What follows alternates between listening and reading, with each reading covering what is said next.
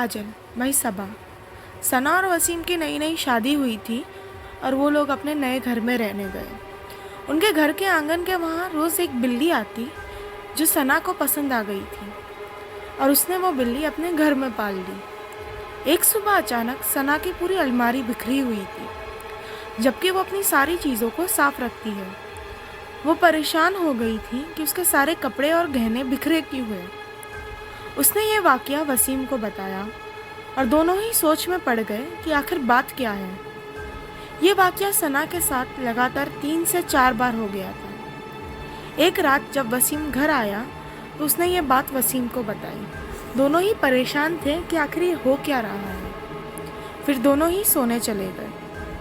वसीम को ये बात सोचकर नींद नहीं आ रही थी। तभी अचानक उसने देखा कि वो बिल्ली जो उन्होंने पाली है वो अलमारी की तरफ जा रही है और अचानक वो बिल्ली औरत का रूप ले लेती है। वसीम हैरान हो गया था कि वो बिल्ली आखिर औरत कैसे बन गई। वो चुपचाप ये मंजर देख रहा था। फिर वो बिल्ली अलमारी खोलती है और सना के कपड़े जेवर पहनती है और सना का काजल अपनी आंखों में लगाकर पूरा सज संवर कर घर के बाहर जाती है। वसीम हैरान हो गया था और उसकी हालत बहुत ख़राब हो गई थी।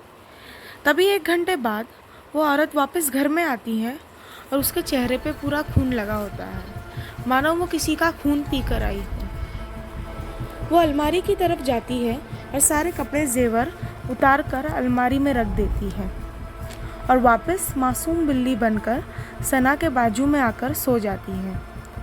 अगली सुबह सना देखती है कि वसीम डरा हुआ है और उसकी हालत बहुत ख़राब है।